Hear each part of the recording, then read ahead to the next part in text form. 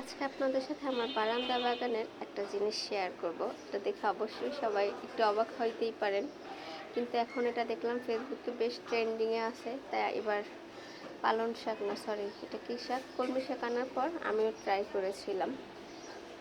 তো আলহামদুলিল্লাহ ভালো ফলাফল পাইছি। তো সেদিন কলমি শাক আনার পরে কিছুদিন আগে ভিডিও দেখে তো আমি কলমি শাক এনেছিলাম।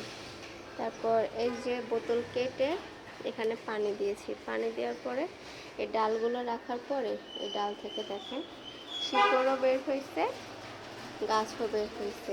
এই যে এগুলো কিন্তু সব নতুন ডাল বের হয়েছে, মাশাল্লাহ।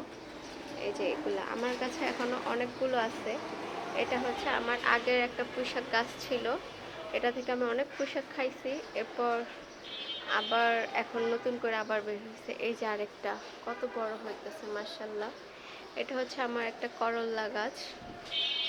আর এইগুলো হচ্ছে আমারই পুঁইশাক গাছের বীজ থেকে, মানে গাছ থেকে বীজ পড়ে একা একা আবার পুঁইশাকগুলো হয়েছে।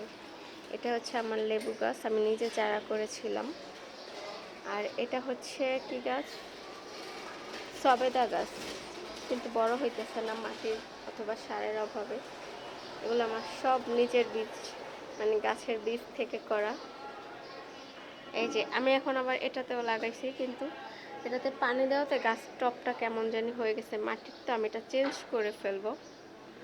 কি সুন্দর, মাশাল্লাহ। আমার ঘরে কিন্তু এখন আজকে আবার কলমি শাক আনছি, তো আমি সেখান থেকে আজকে আবার কিছু এরকম করবো ইনশাল্লাহ।